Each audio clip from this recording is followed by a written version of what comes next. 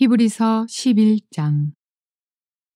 믿음으로 모세가 낳았을 때에 그 부모가 아름다운 아이임을 보고 석 달 동안 숨겨 왕의 명령을 무서워하지 아니하였으며, 믿음으로 모세는 장성하여 바로의 공주의 아들이라 칭함받기를 거절하고 도리어 하나님의 백성과 함께 고난받기를 잠시 죄악의 낙을 누리는 것보다 더 좋아하고 그리스도를 위하여 받는 수모를 애굽의 모든 보화보다 더 큰 재물로 여겼으니 이는 상주심을 바라봄이라.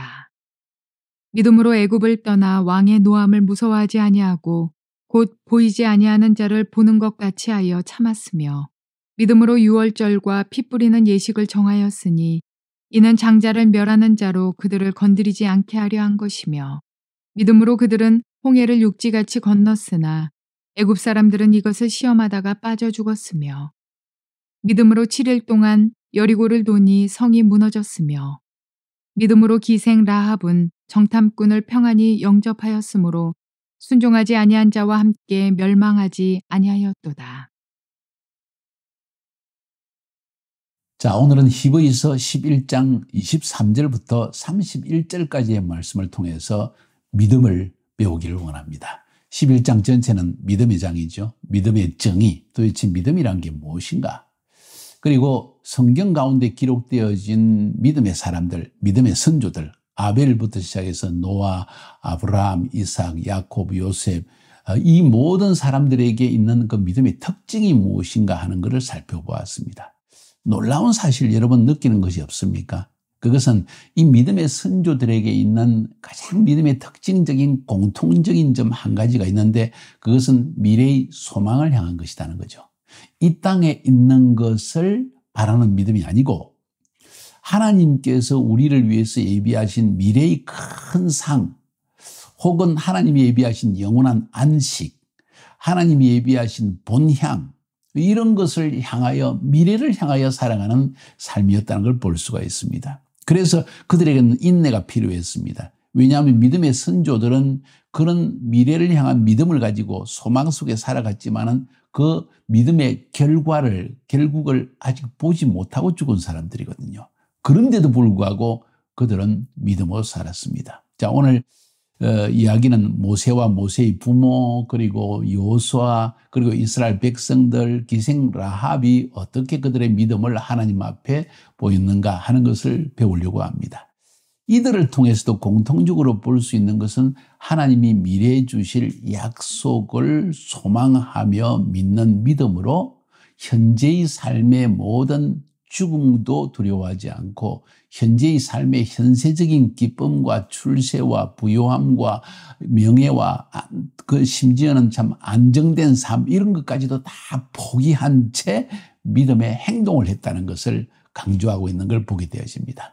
히브리서 기자는 이것을 통해서 그 당시에 유대교에서 떠나 예수를 믿는 믿음으로 말미암아 로마 정부로부터 핍박을 받는 상황 속에서 믿음을 버리려고 하는 성도들에게 굉장한 도전을 주고 있는 것입니다. 너희들은 믿음의 선조의 길을 걸으려고 하지 않느냐 하는 이야기죠. 우리도 마찬가지입니다. 오늘 믿음으로 살아간다고 있는 우리들에게 닥쳐오는 시련과 환난을 우리는 과연 어떻게 이겨내고 있는가? 그래서 오늘 제목을 저는 매일매일 믿음으로 살고 있습니까? 라는 제목으로 삼았습니다. 매일매일 믿음으로 살고 있습니까? 우리가 예수 그리스도를 믿고 미래에 주실 그 영원한 하나님의 나라에 대한 소망을 가지고 살아간다는 것은, 그런 믿음으로, 그런 소망으로 살아간다는 것은 지금 현재의 순간에 그 믿음으로 살기 위해서는 치러야 할 값이 있다는 것을 보여주는 것이 오늘 본문의 내용입니다. 모세의 믿음, 모세의 부모에 대한 믿음을 살펴볼까요? 믿음으로 모세가 났을 때 그 부모가 아름다운 아이임을 보고 석 달 동안 숨겨 왕의 명령을 무서워하지 아니하였으며, 아들이 아름다웠으만 숨기려고 했을까요? 죽음을 무릅쓰고 아들을 숨기려고 했을까요? 아름답다는 말 속에는 하나님의 뜻 안에서 아름다운 모세의 모습을 보았다는 것입니다. 쉽게 이야기해서 모세 부모의 믿음은 모세를 통해서 하나님의 약속이 이루어질 것 같은 그런 어떤 빛을 보았다고 저는 그렇게 표현하고 싶습니다. 그래서 죽음을 무릅쓰고 약속에 대한 믿음 때문에 모세를 숨겼다. 모세의 부모의 믿음은 하나님의 약속의 성취를 위해서 예비하신 아들 모세를 살리기 위해서 죽음을 무릅쓰는 믿음이었다. 이런 이야기죠. 우리가 잘 아는 요한 웨슬레 감리교의 창시자라고 할 수 있죠. 근데 그 어머니의 이야기가 더 중요합니다. 그 어머니는 수산나라는 여인이었는데 하나님께서 어두운 영국의 현실 속에서도 위대한 일을 하실 것을 믿었습니다. 그 믿음 때문에 매일매일 믿음으로 살고 있습니까? 제목을 삼으면 돼. 매일매일 그녀가 한 일이 있습니다. 그녀는 남편에게서 19명의 자녀를 낳았습니다. 영국에서 참 그 당시에 19명의 자녀를 낳았대요. 근데 어릴 때부터 매일 19명을 한 명씩 붙들고 따로따로 성경을 가르쳤다는 거예요. 이유가 있을 겁니다. 같이 앉으니까 떠들고 장난치고 도저히 되지 않으니까 아마 결국 결심하기를 한 명씩 따로 그 한 명 속에 있는 이야기를 듣고 그 한 명을 향한 하나님의 뜻을 성경을 통해 전달하기 위해서 그렇게 하지 않았을겠어요? 우리는 신앙생활을 한다고 하면서 내가 11조하고 주일 예배 참석하고 새벽기도 말씀 듣고 그걸로 만족하지만은 이 수산나에 있는 믿음은 한 명에게 성경을 가르치는 그 결과 영국이 가장 어두운 시절에 12번째 아들인 요한 웨슬레와 14번째 아들인 찰스 웨슬레라는 이 위대한 하나님의 종들을 그래서 감리교라는 전 세계의 위대한 하나의 개신교의 교단을 만들어내는 이런 일을 할 수 있었다는 것입니다. 믿음 때문에 한 일이죠. 매일매일 한 일이죠. 어려움과 피곤함과 수고스러움을 다 무릅쓰고 한 일이지요. 결국 그 믿음 때문에 영국을 하나님께서 어둠에서 건져내실 것이라는 믿음 한 가지 때문에 수산나라는 여인이 그 일을 매일 했다는 것입니다. 사실 한 번 죽는 것보다 더 힘든 일이라고 볼 수 있겠죠. 이게 바로 모세의 부모의 믿음과도 같은 것이었습니다. 그 다음 모세의 믿음에 대해서 살펴볼까요? 24절부터 28절까지 했어요. 믿음으로 모세는 장성하여 바로의 공주의 아들이라 칭함을 거절하고 도리어 하나님의 백성과 함께 고난받기를 잠시 죄악의 낙을 누리는 것보다 더 좋아하고 그리스도를 위하여 받는 능욕을 애굽의 모든 보화보다 더 큰 재물로 여겼으니 이는 상주심을 바라봅니다. 믿음으로 애굽을 떠나 임금의 노함을 바로의 노함을 무서워 아니하고 곧 보이지 아니하는 자를 보는 것 같이 하여 참았다. 믿음으로 유월절과 피 뿌리는 예를 정하였으니 이는 장자를 멸하시는 자로 저희를 건드리지 않게 하려 하십니다. 유월절과 피 뿌리는 예를 정하였다. 이 모든 일을 믿음으로 했다는 것입니다. 모세에게 있는 믿음의 특징이 무엇입니까? 상주심을 바라보는 믿음이라는 겁니다. 그가 공주의 아들이라 칭함을 거절하는 것. 상 주시는 하나님의 상이 더 크다는 걸 믿기 때문입니다. 하나님의 백성에게 고난받는 것을 애굽에서 왕자의 지위로서 누리는 것보다 더 귀한 것으로 여겼다. 상 주시는 것을 바라보기 때문입니다. 우리와 조금 비교되는 걸 느끼지 않습니까? 우리는 지금 이 땅에서 뭔가 일을 성취하고 큰 사업을 프로젝트를 만들어내고 내 자녀들이 위대하여지고 은혜를 받고 큰 집을 짓고 그리고 내가 사회에서 높은 지위를 받고 이런 것을 위해서 하나님이 미래에 예비해서 상 주시는 것을 거절할 때가 많다는 사실을 알고 계십니까? 이걸 인식하는 것도 참 축복입니다. 이걸 인식하지 못하는 것은 저주예요. 참 중요한 이야기라고 저는 생각합니다.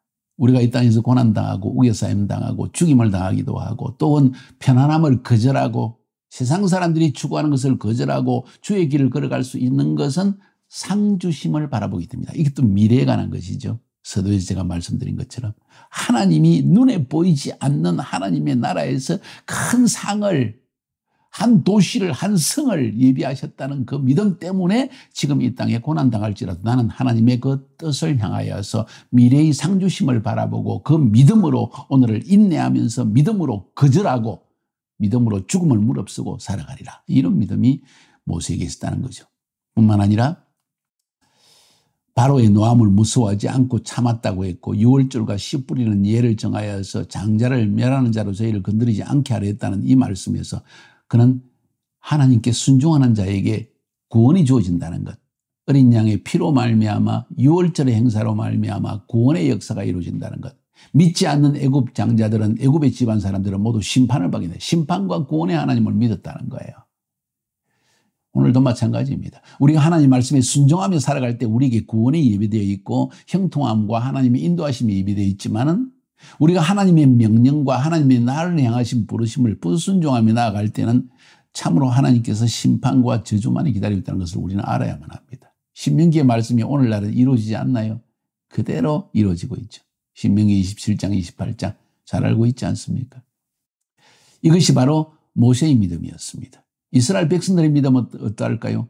29절에 믿음으로 저희가 홍해를 바다같이 건넜으나 애굽 사람들은 이것을 시험하다가 빠져 죽었으며 이스라엘 백성의 믿음이 무엇입니까? 하나님께서 우리를 출애굽시키시고 가나안 땅으로 데려가신다 하는 그 믿음 때문에 모세가 팔을 내밀어 지팡이를 내밀어 홍해를 갈랐을 때 믿음으로 그 물이 홍해 바다에서 양쪽으로 벽처럼 쫙 고층 빌딩과 같이 벽이 물이 쫙 서 있는데 얼마나 무섭겠어요. 좌우를처럼 똑바로 하나님께서 주시는 가나안 땅을 향하여 그 땅을 건너갔다는 것입니다. 애굽 백성들은 그것을 모르고 따라가다가 결국은 시험하다가 빠져 죽었다는 것이죠.